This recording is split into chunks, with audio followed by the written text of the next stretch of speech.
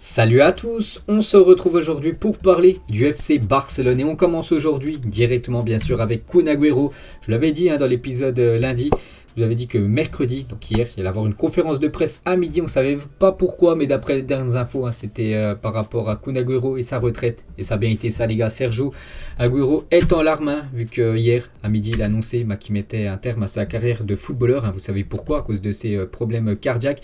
Donc seulement, bon, entre guillemets seulement, parce que c'est déjà pas mal, à 33 ans, là, Kun Agüero prend sa retraite, à cause bien sûr de problèmes physiques. Donc il a dit: ma santé passe avant tout, le personnel médical m'a dit qu'il valait mieux arrêter de jouer et je quitte donc Barcelone et me retire du football professionnel. On peut le comprendre bien sûr, qu'il préfère arrêter, il écoute les médecins. Et voilà, bien sûr, on respecte à 100% son choix. Il a dit: c'est un moment très dur, c'est la pire décision que j'ai prise dans ma vie. C'est une question de santé, c'est la meilleure décision pour moi, bien évidemment. Mais malgré ça, même s'il arrête sa carrière maintenant, à 33 ans, malgré qu'il n'a pas joué quasiment avec l'équipe du FC Barcelone, bien sûr, il fait partie de l'un des meilleurs numéro 9 de l'histoire du football, Kun Agüero, parce qu'on peut voir ses stats, plus de 427 buts et 79 passes décisives, une légende se retire, un bon rétablissement surtout à lui, parce qu'il ne faut pas oublier les gars qu'il arrête le football à cause de problèmes on va dire physiques, c'est pas parce que voilà, il veut plus jouer au foot, donc on espère le revoir encore dans le monde du football, pourquoi pas passer ses diplômes, devenir entraîneur. Bien sûr, il pourrait devenir un grand coach, Kun Agüero. Et hier, il y avait du monde, il y avait du beau monde au Camp Nou pour la conférence de presse de Kun Agüero. Et Pep Guardiola est présent au Camp Nou pour la conférence de presse de Kun Agüero. Donc Pep Guardiola, n'oubliez pas, c'est le coach de Manchester City, ancien coach du FC Barcelone. Et bien sûr, il a entraîné pendant de nombreuses années Kun Agüero du côté de City. Et il était bien sûr présent, Pep Guardiola. On peut voir Xavi, l'entraîneur de City, l'entraîneur du Barça, Kun Agüero et le président du FC Barcelone, Juan Laporta. Et donc voilà, la page Kun Agüero, on en parlera bien sûr, j'ai encore des infos plus tard. Mais là, on va parler niveau sportif du côté du Barça. Et le Barça a joué un match. Bon, c'était un match de gala. Voilà, c'était un match, on va dire, amical. Mais ça s'est clôturé. Une nouvelle défaite, les gars. C'était contre l'équipe de Boca Juniors. Donc, c'était pour rendre hommage à Diego Maradona. Voilà, vu que la star argentine nous a quittés, ça fait déjà plus d'un an. Je crois que c'était le 25 novembre 2020. Ça fait plus d'un an. Donc, il y avait un match en Arabie Saoudite. On peut voir la magnifique statue en or de Diego Maradona. Et on peut voir qu'il y a eu un partout au bout des 90 minutes de jeu. Donc ça s'est joué au tir au but. C'est l'équipe de Boca Juniors, une équipe en Argentine qui s'est imposée. Bon voilà, il n'y a rien de grave, vu que c'était un match, on va dire, sans enjeu. C'est un match de charité. Mais c'est quand même une nouvelle défaite du FC Barcelone. Et Xavi l'a dit avant le match: pour nous, c'est un honneur d'être ici pour représenter le Barça et de rendre hommage à l'un des meilleurs joueurs de l'histoire. Bien sûr, en parlant de Maradona, nous essayerons de faire de notre mieux. C'est un plaisir et un privilège d'être ici avec vous en Arabie Saoudite. Et on peut voir le 11 qui a commencé titulaire ce match. Bon, il a laissé quand même tous les joueurs cadres au repos. Voilà, il a fait jouer surtout les remplaçants. On peut voir que Neto a gaulé à la place de Ter Stegen. Il y avait quand même Dest, Riqui Puig, Alves, les gars. Dani Alves a commencé titulaire. Il y a Coutinho aussi qui a commencé titulaire. Après, il y a des joueurs que j'ai jamais vus, comme Jude Gla ou Alvaro Sanz, que je connais pas du tout. Mais voilà, il a fait quand même jouer, on va dire, les jeunes du club. Et donc, malgré ça, bon, il y a eu des défaites. Bon, c'est pas non plus catastrophique, bien sûr, surtout en championnat, qu'il va falloir absolument redresser la barre. Et par rapport à Dani Alves, parce que Dani Alves a pu jouer ce match, vu que c'est un match amical. N'oubliez pas qu'il pourra jouer les matchs compétition officielle à partir du 1er janvier. Et là, bien sûr, il a pu jouer voilà, enfin avec son club, où il avait déjà évolué dans le passé. Il a dit Xavi: tout le monde a vu que Dani Alves, ça va beaucoup nous aider. C'est un joueur sensationnel, associatif, avec un esprit d'équipe, du caractère et de l'âme. Dani Alves, n'oubliez pas que c'est le joueur qui a remporté le plus de trophées dans l'histoire du football, donc c'est un joueur avec la mentalité de gagnant, et bien sûr ça apportera que du plus à cet effectif du FC Barcelone. Et Dani Alves, en conférence de presse, il a dit: le moment est venu, le défi le plus important de ma carrière, c'est pourquoi je suis ici, je vais essayer de faire de mon mieux pour que ce club jouer pour moi est spécial, où que ce soit. Je suis sur un nuage, voilà, de rejouer avec le Barça. Je veux relever tous les défis. Nous sommes en Europa League et nous devons toujours représenter le club avec la grandeur de l'histoire. La chose la plus importante, nous devons respecter le maillot de ce club et surtout de faire ce qu'est le Barça depuis comme de nombreuses années, l'un des meilleurs clubs au monde, parce qu'actuellement on sait que c'est compliqué, bien sûr on a parlé de la Liga où le Barça est très loin au classement, on parle aussi en Ligue des Champions, on parle même plus de Ligue des Champions, vu que le Barça c'est fini la Ligue des Champions. Ils sont en Europa League et lundi, donc j'avais fait la vidéo à midi et le tirage au sort, hein, c'était quelques heures après, donc je savais toujours pas le futur adversaire. J'avais dit lundi, il faut absolument éviter une équipe, hein, voilà, il y avait plusieurs adversaires potentiels, j'ai dit il faut absolument éviter Naples, et bien voilà, le Barça chope, enfin c'est officiel, chope Naples en 16e de finale de cette Europa League. Donc le match aller, ça sera au Camp Nou, c'est prévu le 17 février prochain, le match retour une semaine plus tard au Diego Armando Maradona Stadium, donc le stade de Naples. Donc voilà, il va falloir battre cette équipe de Naples. Bon, Naples, c'est une belle équipe, ils sont quand même 4e de Serie A. C'est quasiment une affiche de Ligue des Champions, mais voilà, ça sera un 16e de finale d'Europa League. Donc le Barça peut battre Naples, le Barça peut se faire battre contre Naples. On verra après l'état de forme, surtout du Barça, au mois de février, parce qu'actuellement, vraiment, si le match vraiment se jouait là, une double confrontation en l'espace d'une semaine, je pense que Naples éliminerait l'équipe du Barça. Après, le match est dans quasiment 2 mois, et bien sûr, beaucoup de choses peuvent changer. Et on peut voir ce mois de février, début mars, pour l'équipe du Barça, ça sera quand même du très très lourd avec du Barça Atlético, l'Espagnol Barça, un derby, ensuite Barça-Naples, ensuite Valence-Barça, ensuite le match retour à Naples, et quelques jours après la réception de l'Athletic Bilbao. Donc ça s'annonce très bouillant ce mois de février, du côté de la Catalogne. Éternel bien sûr, Diego Maradona qu'on a parlé juste avant avec ce match de charité. C'est une légende du côté de Naples, bon peut-être pas une légende du côté du Barça, parce qu'il a joué seulement, il n'a pas joué non plus énormément de matchs, mais voilà, ça reste lui une légende qui a joué du côté du Barça, et il a joué du côté de Naples, et ces deux clubs se retrouvent en 16e de finale d'Europa League. Une photo de Xavi à l'entraînement, les gars, l'entraînement du jour, et pour préparer ce futur match. Donc le Barça joue ce week-end, donc là il va falloir gagner. Donc c'est un match à domicile contre l'équipe de Elche qui est 17e au classement. On sait que le Barça a perdu beaucoup de points au Camp Nou ces derniers temps là, c'est obligatoire. Il faut absolument prendre les 3 points.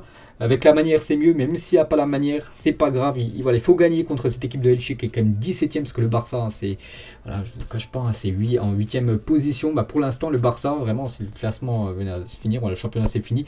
Mais il ne serait même pas en Europa Conference League, parce que c'est le 7e qui serait qualifié. Il ne serait même pas en Europa League, encore loin.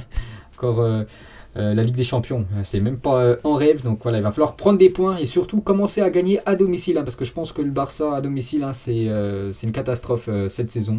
Donc voilà, il faut absolument gagner contre Elche ce week-end. Donc, niveau changement, c'est que Xavi a déjà fait revenir la Dani Alves, il y a eu pas mal de chamboulements.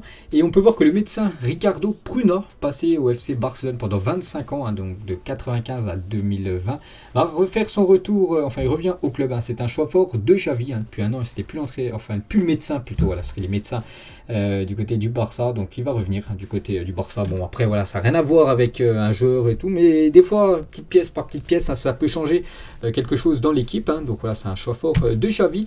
Et niveau cette fois-ci joueurs, voilà, c'est important bien sûr, les joueurs, c'est eux qui donnent les victoires ou non. Et Karim Adeyemi, donc un joueur pisté par l'équipe du Barça, il a fait une déclaration sur le FC Barcelone. Le Barça est un grand club, c'est une source de fierté de savoir qu'il m'apprécie. Bien sûr, je peux me voir jouer là-bas si l'occasion se présente. Donc voilà ce que dit ce jeune Allemand avec Salzbourg, c'est quand même costaud ses stats, 28 matchs, 18 buts et 4 passes décisives. Donc après, voilà, il y a le Barça qui est dessus, mais ça va être compliqué quand même pour le Barça, parce que normalement il devrait aller du côté de Dortmund. Mais après, vous savez, dans le football, tout peut arriver.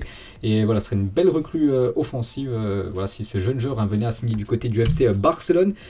Concernant André Onana, parce qu'on parle de Ter Stegen, Ter Stegen, c'est quand même... Moi, je pense qu'il faut changer de gardien du côté du FC Barcelone. Ter Stegen, il a fait son temps, on va dire, du côté du Barça. Et Onana, ancien joueur du Barça, il avait évolué de 2010 à 2015 dans les sections juniors. Je continue d'être en contact avec le Barça, j'ai une très bonne relation depuis que je suis parti. Le Barça est ma maison. Il y a toujours eu des contacts, parce qu'on parle de Onana peut-être du côté du Barça, mais d'après Fabrizio Romano, donc il a mis les choses au clair, malgré les convoitises de plusieurs clubs dont le FC Barcelone, André Onana signera du coup à l'Inter. Voilà, cette équipe où on parle vraiment depuis pas mal de mois. Il devrait vraiment aller du côté de l'Inter et non du côté du Barça.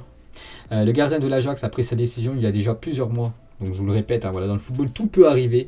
Mais voilà les gars, Onana, c'est vrai que ça aurait de la gueule du côté du Barça, surtout qu'il connaît déjà l'équipe.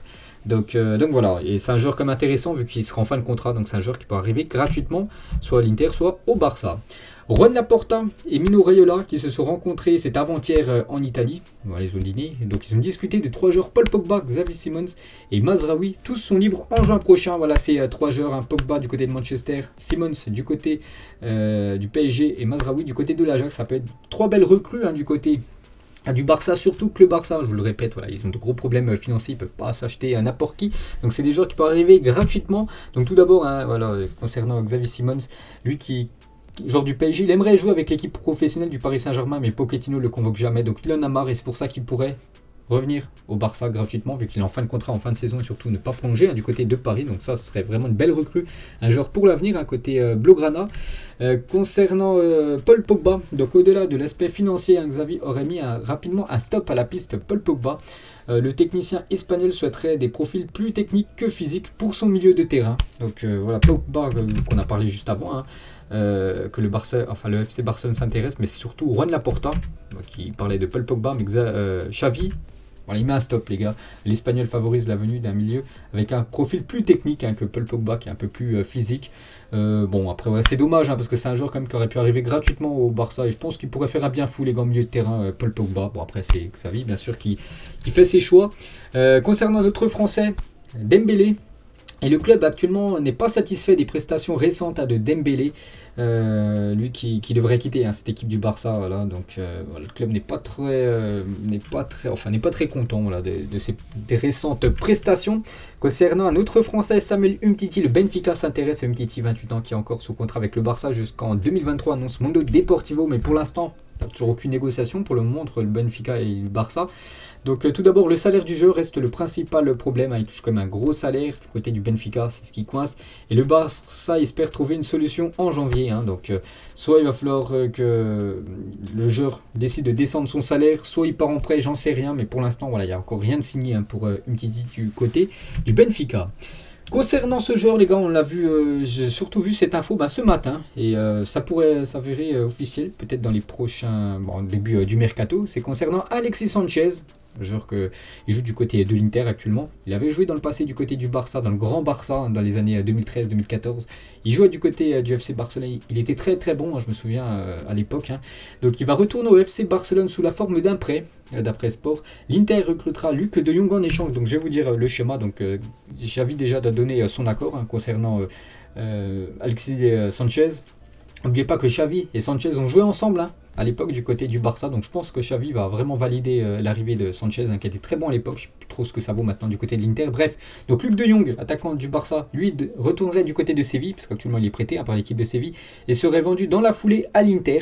Et c'est pour ça que du coup l'Inter récupérerait Luc de Jong, et dans le sens inverse, mais ils enverraient simplement Alexis Sanchez du côté du Barça, sous la forme d'un prêt. Pourquoi pas Alexis Sanchez, on sait qu'il y a beaucoup de blessés dans le secteur offensif. Et après c'est plus le Sanchez quand même il y a quelques saisons. On verra ce que ça va donner. Après peut-être il va falloir absolument qu'il descende son salaire, parce que je me souviens quand il était à Manchester United, c'était le plus gros salaire de Première Ligue. Donc là bien sûr le Barça va pas pouvoir débourser un énorme salaire pour le Chilien. Mais à voir bien sûr son arrivée. Et lors de son premier passage, ses stats, donc il avait joué 141 matchs avec le Barça, 47 buts et 31 passes décisives, où il était vraiment très très bon. Je me souviens sur le côté, il était vraiment percutant, provocateur, donc dans le bon terme, dans le jeu, pas au niveau de son comportement. Donc je pense que ça peut être vraiment un bon renfort pour les Blaugrana.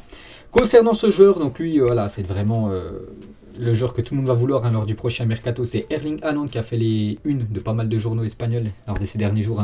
Haaland est possible en une de Mundo Deportivo. La même chose pour toujours avec Mundo Deportivo, un autre jour, sommet de Haaland. Voilà, le Barça veut simplement Haaland.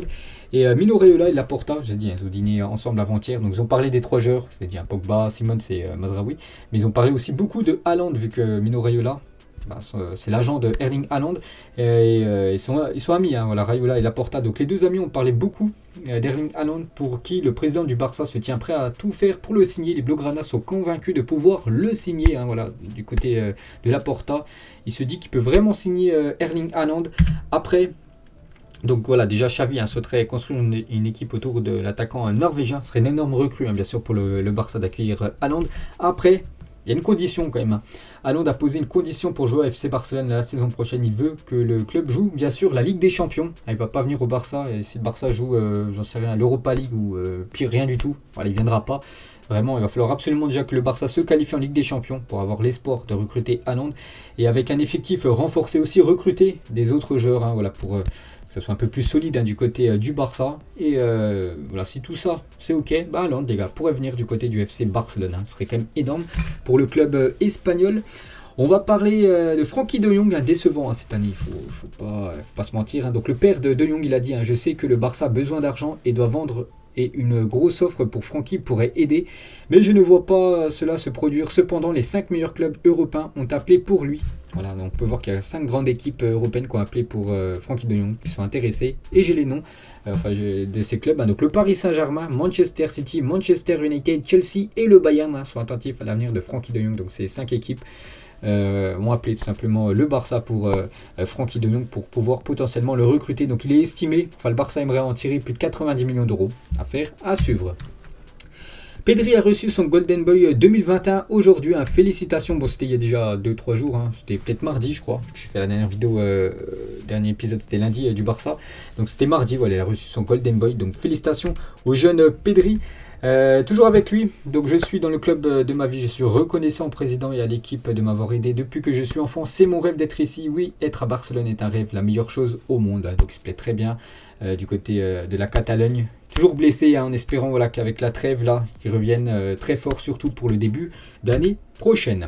Un petit saviez-vous, Ernesto Valverde, ancien coach du Barça, beaucoup critiqué, ce coach espagnol, n'avait perdu que 7 matchs de championnat en 2 ans et demi à Barcelone. Mais voilà, peut-être beaucoup critiqué, mais quand on voit cette stat, les gars, il avait perdu seulement 7 matchs de championnat en 2 ans et demi à Barcelone. Alors que maintenant, voilà, les coachs perdent beaucoup de matchs. Donc voilà, pour vous montrer quand même qu'avant le Barça, ça fonctionnait très bien et maintenant, beaucoup plus compliqué. Et pour finir voilà, cet épisode du Barça, on va féliciter les joueuses du FC Barcelone qui jouent un match hier de Ligue des Champions contre, je sais pas, je vous cache pas, je sais pas qui c'est qui sont en face. Bref, c'était la 6e et dernière journée des phases de poule et les Blaugrana ont déjà gagné la saison dernière la Ligue des Champions, se sont imposés 5-0. À noter que hélas, donc la Ballon d'Or féminine a marqué un but. Et on peut voir le classement carton plein pour le Barça. 6 matchs, 6 victoires, 23 buts, enfin une différence de plus 23, 18 points pris sur 18 possibles. Donc grosse saison des Blaugrana en Ligue des Champions. Donc voilà les gars, ce qu'il y avait à dire aujourd'hui sur le FC Barcelone. On se retrouve dès demain les gars, on parlera cette fois-ci du Real Madrid. Ciao à tous.